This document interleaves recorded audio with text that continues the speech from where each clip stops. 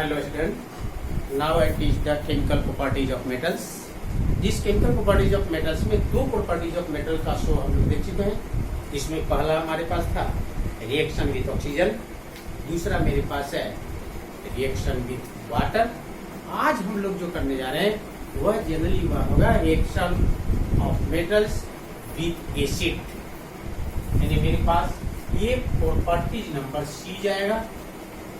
Property number C में जो जाएगा वह होगा reaction of metals with acid. Reaction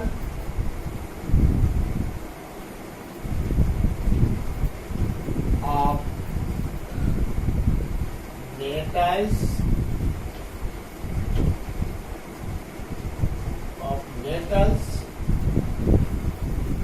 with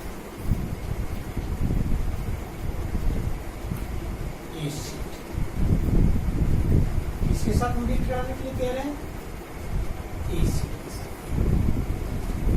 फिर हम आज यहाँ पर एक्टिविटी सीरीज या रिएक्टिविटी सीरीज का सहारा लेंगे। रिएक्टिविटी सीरीज जो आपके पास शो था वह हमने दिखाया था कि is greater than Na is greater than Mg, Ca is greater than Mg, is greater than Na, is greater than Zn, is greater than Fe, Fe is greater than CO, CO is greater than nickel, nickel is greater than Sn, Sn is greater than Pb, Pb is greater than H, H is greater than Cu, Cu is greater than Hg, Hg is greater than Ag, Ag is greater than Au, Au is greater than Et। हमने याद कराया था काना का मांग अल्जन ठेकोनी सिंदूर PVH, इसको हमने पढ़ाया था आपके पास मुहप्पा यानी प्लेटिनम से। ऐसी स्थिति में एसिड की जब बात कराई जाए तो ये रिएक्शन पर नजर रखी जाए तो ये रिएक्शन टाइप ऑफ एक्सोथर्मिक होगा। क्या होगा? एक्सोथर्मिक। लेकिन एक्सोथर्मिक में जैसे ही रिएक्टिविटी घटेगी रिलीजिंग अमाउंट ऑफ हीट घटेगा। दूसरी चीज ये रिएक्शन जो होगा वह जनरली डिस्प्लेसमेंट रिएक्शन होगा। जो डिस्प्लेसमेंट रिएक्शन में हाइड्रोजन से अधिक जो एक्टिव मेटल्स हैं वे एसिड से हाइड्रोजन को डिस्प्लेस करें और वह हाइड्रोजन गैस के रूप में उत्पन्न हो। लेकिन ये भी बात कराई जाए कि एसिड जो हम लोग यूज करेंगे वह जनरली आम रूप से एसिड जो होगा वह डाइल्यूट एसिड होगा और साथ ही साथ डाइल्यूट एसिड के अलावा वह मिनरल एसिड होगा। खास करके ऑर्गेनिक एसिड का हमने कैलकुलेशन या प्रॉपर्टीज जब हम लोग कार्बन एंड इट्स कंपाउंड में चलेंगे तब हम लोग देखेंगे। लेकिन हम यहाँ जो यूज करेंगे वह मिनरल एसिड यूज करेंगे। हम जो यूज करने वाले हैं एसिड है वह चाहे तो हाइड्रोक्लोरिक होगा या फिर सल्फ्यूरिक होगा। लेकिन यहाँ नाइट्रिक एसिड का हम यूज नहीं करेंगे। क्यों नहीं करेंगे? तो नाइट्रिक एसिड जो होगा वह नाइट्रिक एसिड आम रूप से ये स्ट्रॉन्ग ऑक्सीडाइजर होती है। जो एक स्ट्रॉन्ग ऑक्सीडाइजर होने के कारण वह मुख्य रूप से जब मेटल से रिएक्ट करके हाइड्रोजन इवॉल्व करता है तो हाइड्रोजन को जनरली वह वाटर मॉलिक्यूल में ऑक्सीडाइज कर देता है। यानी यहाँ नाइट्रिक एसिड यदि हम लोग यूज करेंगे तो नाइट्रिक एसिड से हाइड्रोजन गैस का इवॉल्व नहीं होगा। लेकिन दो मेटल ऐसे मिलेंगे जो हाइड्रोजन का इवॉल्व करेंगे, लेकिन उस समय इवॉल्व करेंगे भी तो ये उस स्थिति में करेंगे जब ये वेरी डाइल्यूशन होगा और इनकी डाइल्यूशन मात्र 1% होगा। इसमें क्लास 9 में हम लोग पढ़े थे concentration of percentage percentage concentration में आपको हमने 3 तरह का पढ़ाया था, W/W, V/V, W/V, यानी ये V/V होगा। और ऐसी स्थिति में इस नाइट्रिक एसिड का डाइल्यूशन होगा तो 99 मिलीलीटर वाटर होगा और 1 मिलीलीटर ऑफ एसिड्स होगा। लेकिन हम जो यूज करने के लिए तैयार है वह जनरली सल्फ्यूरिक एसिड को और हाइड्रोक्लोरिक एसिड को। लेकिन इस रिएक्शन में इन दो मेटल का हम यूज नहीं करेंगे। क्यों नहीं करेंगे? क्योंकि इसकी रिएक्टिविटी बहुत हाई होने के कारण ये जहीं एसिड के कांटेक्ट में आएगा, प्रोसेस एक्सोथर्मिक होने के कारण बहुत अधिक मात्रा में हीट का रिलीजिंग होगा और सिस्टम जो होगा वो एक्सप्लोसिव हो जाएगा। इसलिए इसको हम एसिड का रिएक्शन में यूज नहीं करते। हम लोग जो यूज करेंगे वह करेंगे कैल्शियम का, मैग्नीशियम का, अल्युमिनियम का। लेकिन जो हाइड्रोजन से लोवेस्ट एक्टिव हैं वे एसिड से रिएक्ट नहीं करते हैं, यानी डू नॉट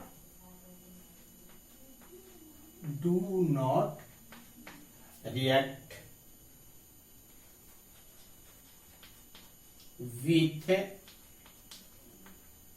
with acid। ये एसिड से रिएक्ट नहीं करेंगे क्योंकि इनकी एक्टिविटी हाइड्रोजन से कम है, इसलिए एसिड से ये हाइड्रोजन का रिमूवल नहीं कर पाएंगे, डिस्प्लेस नहीं कर पाएंगे। लेकिन ये लूप जो होगा वह हाइड्रोजन के साथ रहेगा और ये खास करके ये वायलेंटली होगी और बहुत अधिक मात्रा में हीट रिलीज होने के कारण ये सिस्टम एक्सप्लोसिव हो जाएगा। इसलिए हम इसको एसिड से रिएक्ट हम नहीं कराते हैं। आम रूप से रिएक्ट जब हम कराते हैं तो मैग्नीशियम कैल्शियम का कराते हैं। और ऐसी स्थिति में यदि जनरल रूप में लिखा जाए तो हम लिख सकते हैं कि मेटल्स रिएक्ट विथ, हमने यूज किया है डाइल्यूट एसिड। कौन acid? Dilute acid. Dilute acid to form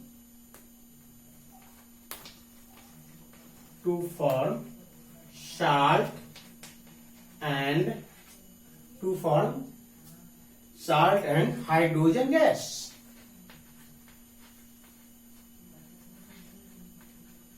hydrogen gas सीधा सीधा दिखा रहा है। पहले हमने बोल चुका है कि रिएक्शन एक्सोथर्मिक होगा और एक्सोथर्मिक होने के कारण दूसरी चीज डिस्प्लेसमेंट होगा, क्योंकि ये जो हाइड्रोजन से अधिक एक्टिव मेटल है वे मुक्तः हाइड्रोजन को एसिड से रिमूव करेंगे। और ऐसी स्थिति में जनरल डैटिज में लिख दें। डैटिज में नोट करें तो डैटिज में मुझे मिलेगा मेटल प्लस डाइल्यूट एसिड। कौन एसिड होगा? डाइल्यूट एसिड होगा।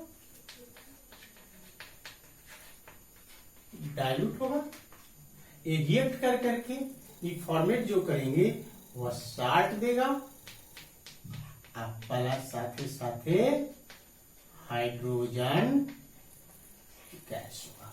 पहले ही बोला सिस्टम एक्सोथर्मिक होगा।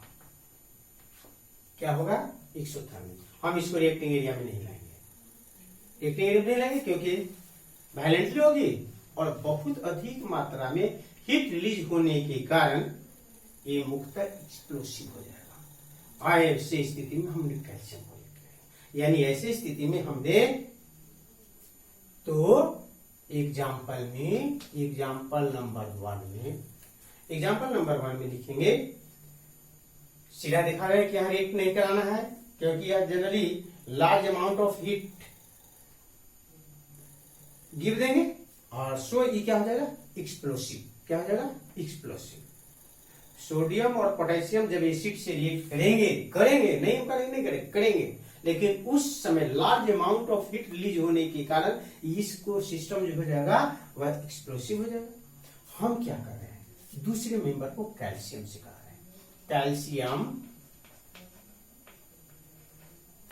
reacts with dilute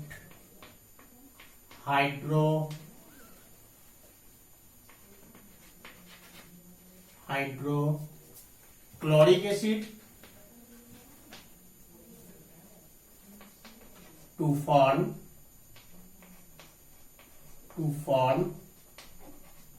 calcium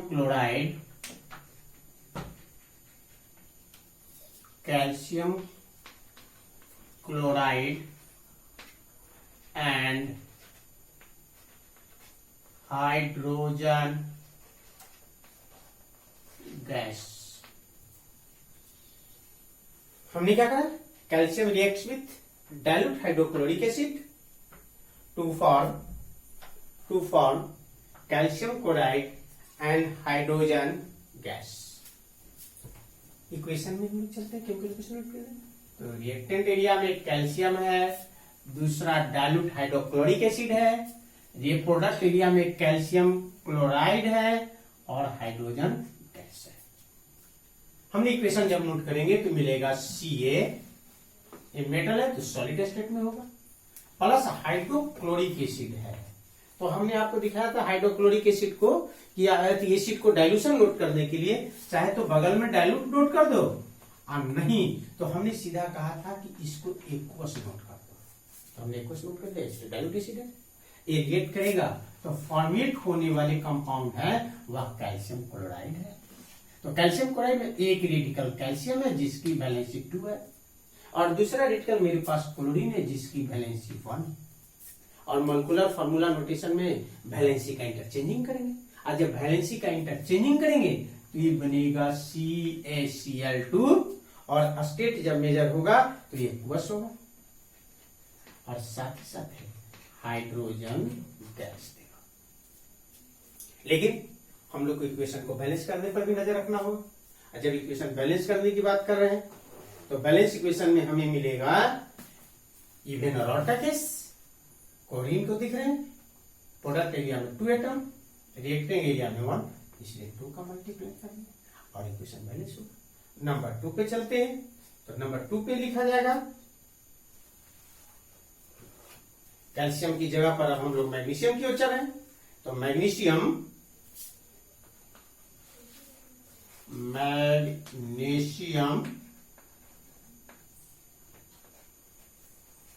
reacts with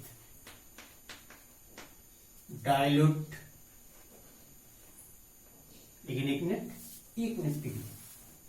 यदि इसी तरह कैल्शियम को हम सल्फ्यूरिक एसिड से रिएक्ट करा दें ये भी एक्वस होगा तो ये प्रोडक्ट जो बनेगा वह बनेगा कैल्शियम सल्फेट और साथ ही साथ क्या देगा hydrogen gas.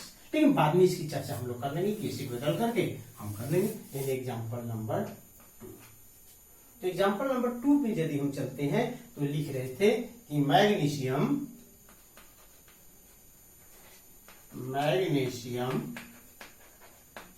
reacts with dilute hydrochloric acid, hydrochloric acid to form magnesium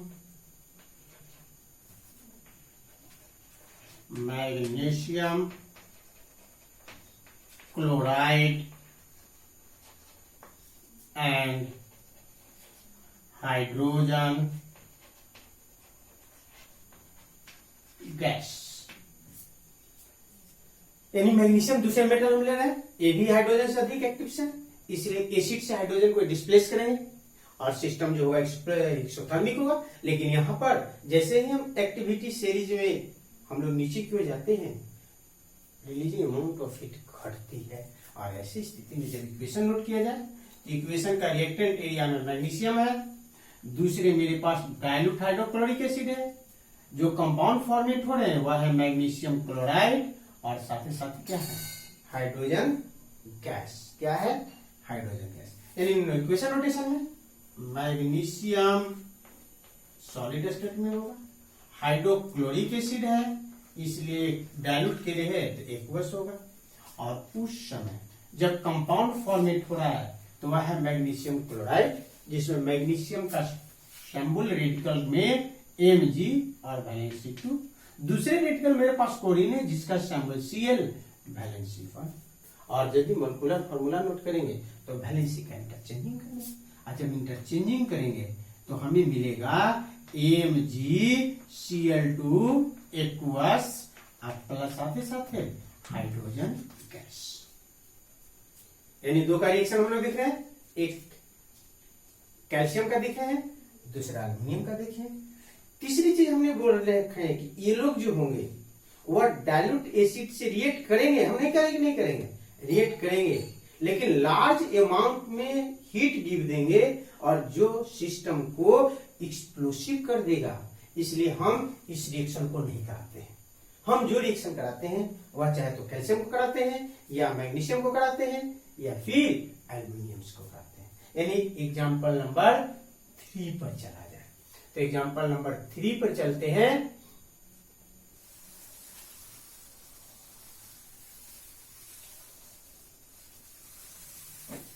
example number 3,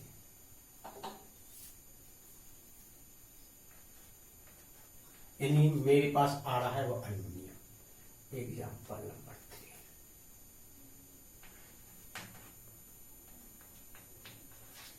aluminium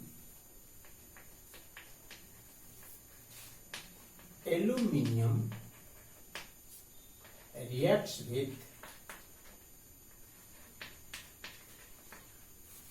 dilute hydrochloric acid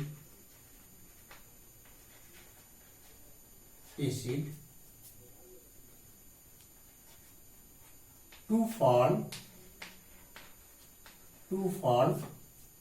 aluminium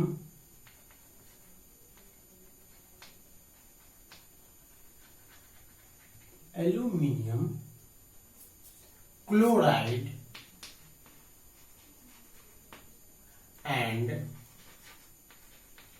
hydrogen gas। यानी रिएक्टिंग एरिया में एक एल्युमिनियम है, दूसरा डाइल्यूट हाइड्रोक्लोरिक है, फॉर्मेटेड कंपाउंड जो है वह एल्युमिनियम क्लोराइड है और साथ ही साथ हाइड्रोजन गैस है। इक्वेशन नोट करने के लिए हम लोग बढ़े तो एल्युमिनियम को Al से सॉलिड स्टेट में हुआ, प्लस हाइड्रोक्लोरिक एसिड है वह एक्वस है, यह होगा एल्युमिनियम। मोलेकुलर फॉर्मूला नोट करने के लिए यहाँ दो रेडिकल आ रहे हैं, एक एल्युमिनियम है जिसकी वैलेंसी 3 होगा, दूसरा रेडिकल क्लोराइड है जिसकी वैलेंसी 1 है। तो मोलेकुलर फॉर्मूला नोट करने के लिए हमने वैलेंसी को इंटरचेंजिंग करेंगे तो मुझे मिलेगा क्या, AlCl3, लेकिन एक्वस स्टेट में होगा, और प्लस साथ हाइड्रोजन गैस देगा। पिछली इक्वेशन को हमने बैलेंस नहीं किया, आप बैलेंस कर लीजिएगा। हम इस इक्वेशन पे बैलेंस के लिए चल रहे हैं, तो इवेन और ऑड का केस आएगा। यहाँ जनरली दिखा रहा है कि हाइड्रोजन जो है वह इवेन है, अति ऑड है, ये कराएगा इवेन है। इस स्थिति में एल्युमिनियम क्लोरीन के ऊपर नजर डाला जाए तो यह जनरली 2 का मल्टीप्लाई होगा, और 2 का 2 टाइम मल्टीप्लाई के कारण क्लोरीन एटम प्रोडक्ट में 6 टर्म्स है, तो रिएक्टिंग एरिया में इसको 6 टाइम मल्टीप्लाई लेना पड़ेगा, और 6 टाइम मल्टीप्लाई लेना पड़ेगा तो 2 टाइम इसको मल्टीप्लाई लेना पड़ेगा और 3 टाइम इसको मल्टीप्लाई लेना पड़ेगा। यानी इस तरह का हम लोग इक्वेशन को बैलेंस कर लेंगे। अगर रिएक्शन में चले, यानी यह भी ये लोग जो भी दिख रहे हैं वह हाइड्रोजन से अधिक एक्टिव है, इसलिए एसिड से हाइड्रोजन को रिमूव कर रहे हैं। यानी एग्जाम्पल नंबर 4, एग्जाम्पल नंबर 4 पे नोट किया जाए तो एग्जाम्पल नंबर 4 में हम जब मेजर करने के लिए तैयार हैं तो वह मिलेगा zinc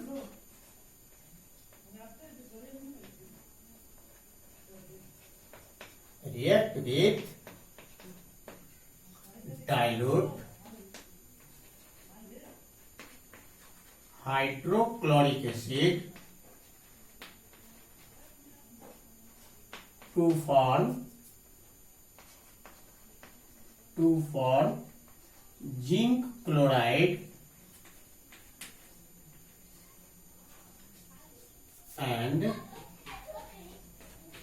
hydrogen gas. Reactant area में एक जिंक है, दूसरा हाइड्रोक्लोरिक है, फॉर्मेटेड कंपाउंड जिंक क्लोराइड है और हाइड्रोजन गैस है। यानी ऐसी स्थिति में Zn सॉलिड स्टेट में होगा, हाइड्रोक्लोरिक डाइल्यूट है इसलिए एक्वस होगा। प्रोडक्ट में जो जा रहा है वह जिंक क्लोराइड है, इसका मतलब दो रेडिकल है, एक जिंक है जिनकी वैलेंसी 2 है, दूसरा क्लोराइड है जिसकी वैलेंसी 1 है। यानी इंटरचेंजिंग के टाइम में ये बनेंगे, वह बनेंगे जिंक क्लोराइड एक्वस प्लस साथ ही साथ है हाइड्रोजन गैस। क्या बनेंगे? Hydrogen gas. यानी ऐसी स्थिति में इसको बैलेंस पर नजर डाला जाए तो बैलेंस पर यदि नजर डालते हैं तो इवन और ऑड का केस खड़ा है, इसीलिए दो का रीड कर लें। किससे करा लें? दो का कर लें। और एग्जाम्पल नंबर 5 पर मानते हैं, यानी दूसरे मेंबर को आयरन को रीड करा देते हैं। किसको करा रहे हैं? आयरन को। यानी iron reacts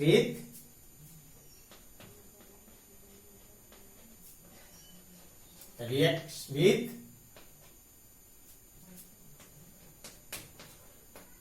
dilute hydrochloric acid, dilute hydrochloric acid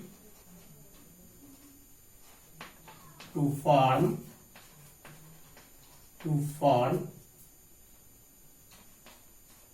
iron के लिए वेरिएबल वैलेंसी शो करते हैं। और जब वेरिएबल वैलेंसी शो करते हैं तो उस समय ये आयरन का 2 क्लोराइड बनाते हैं। आयरन 2 क्लोराइड, या इसी को हम लोग लिख देते हैं आयरन 2 क्लोराइड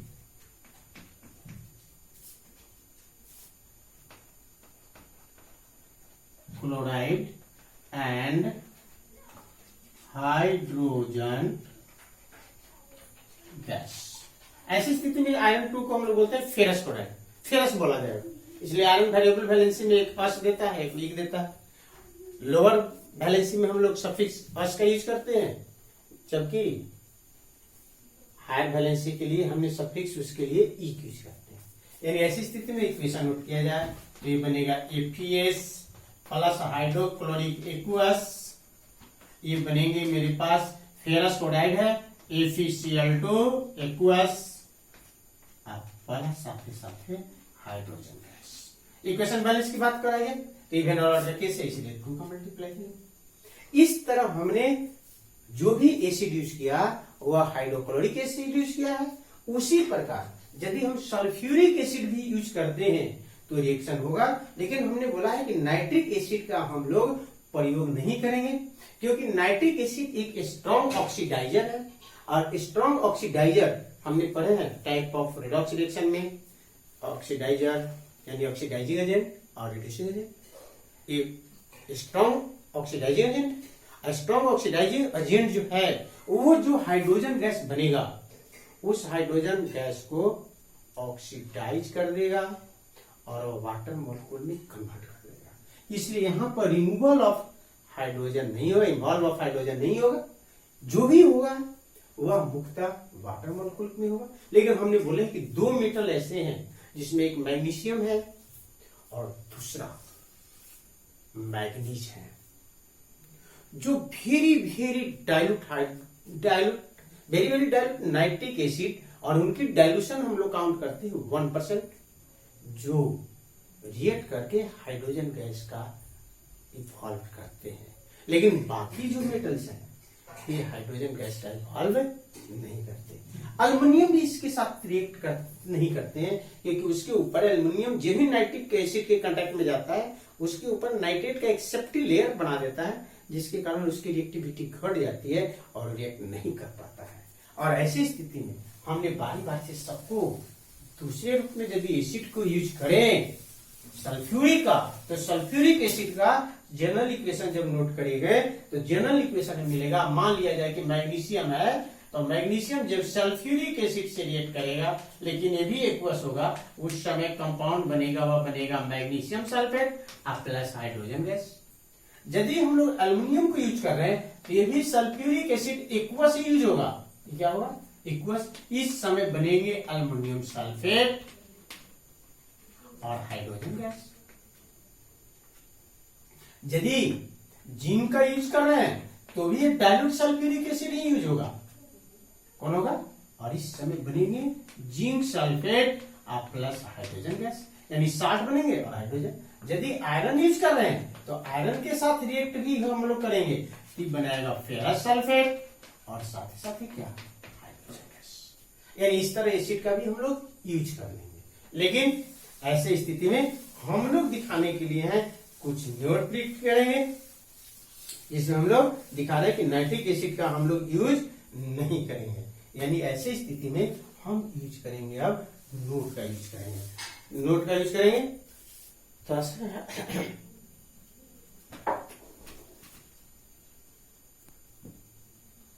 हम लोग अभी क्लास देख रहे थे कि नाइट्रिक एसिड का यूज हम नहीं प्रयोग में लाते हैं। मिनरल एसिड में हाइड्रोक्लोरिक और सल्फ्यूरिक का यूज करते हैं। उसके पीछे हमने बोला था कि नाइट्रिक एसिड एक स्ट्रॉन्ग ऑक्सीडाइजिंग एजेंट है, जो हाइड्रोजन गैस फॉर्मेट होती है लेकिन उसको ऑक्सीडाइज करके वाटर मॉलिक्यूल में कन्वर्ट कर देता है। तो उसके लिए हम लोग नोट लिख देंगे। नोट बना रहे हैं, नोट में हम लोग लिख रहे हैं, नोट में लिख रहे हैं हम लोग कि when A metal reacts with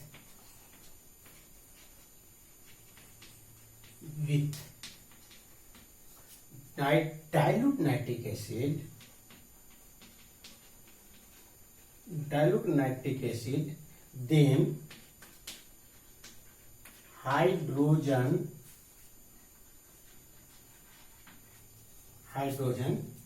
gas is not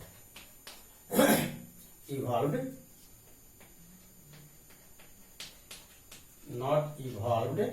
it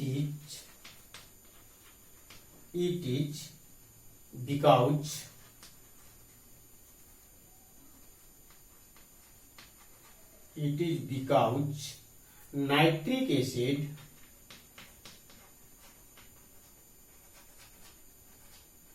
nitric acid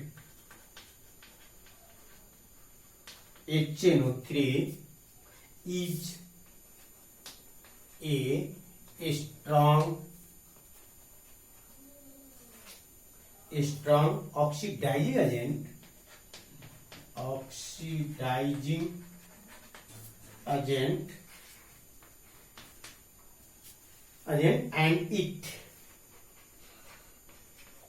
and it oxidized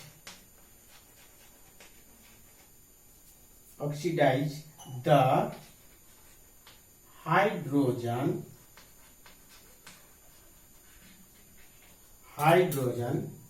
formed into water। हमने बोला था कि हम लोग नाइट्रिक एसिड यूज नहीं कर पाएंगे। क्यों नहीं कर पाएंगे? क्योंकि नाइट्रिक एसिड एक स्ट्रॉन्ग ऑक्सीडाइजिंग एजेंट है। उस समय जब मेटल के साथ रिएक्ट करेगा तो हाइड्रोजन गैस इवॉल्व होगी, लेकिन उस हाइड्रोजन गैस जब भी इवॉल्व होगा वह उसको ऑक्सीडाइज करके वाटर मॉलिक्यूल में कन्वर्ट कर देगा।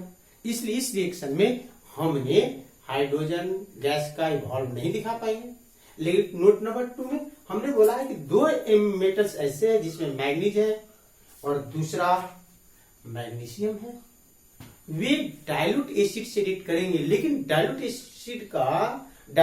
नाइट्रिक एसिड से रिएक्ट करेंगे, लेकिन उसकी कंडीशन होगा कि वेरी डाइल्यूशन होगा और डाइल्यूशन ओनली 1% का होगा। तब वैसे स्थिति में वो हाइड्रोजन गैस का इवॉल्व करेगा। यानी नोट नंबर 2 में हम लिख रहे हैं मैग्नीशियम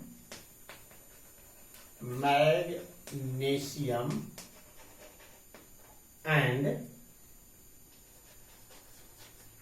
manganese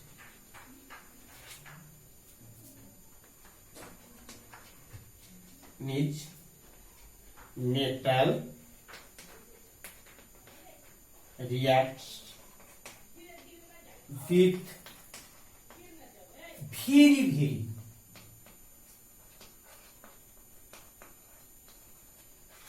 वेरी वेरी, कितना डाइल्यूशन हम यूज करें, 1% डाइल्यूशन यूज करें, very very dilute nitric acid, लेकिन डाइल्यूशन कितना परसेंट दिखा रहा है, मात्र 1% दिखा रहा है। Percent evolve hydrogen gas.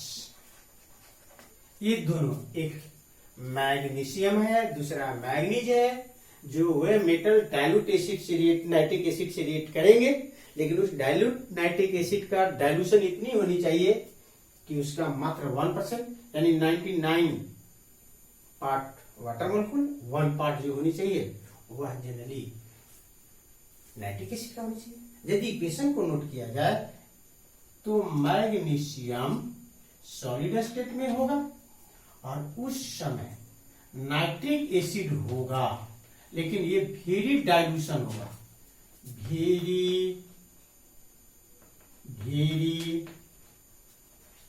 Dilute होगा, और उस समय ये कंपाउंड जो बनाएगा वह मैग्नीशियम नाइट्रेट देगा एक्वस स्टेट में, और साथ ही साथ में हाइड्रोजन गैस इवॉल्व होगा।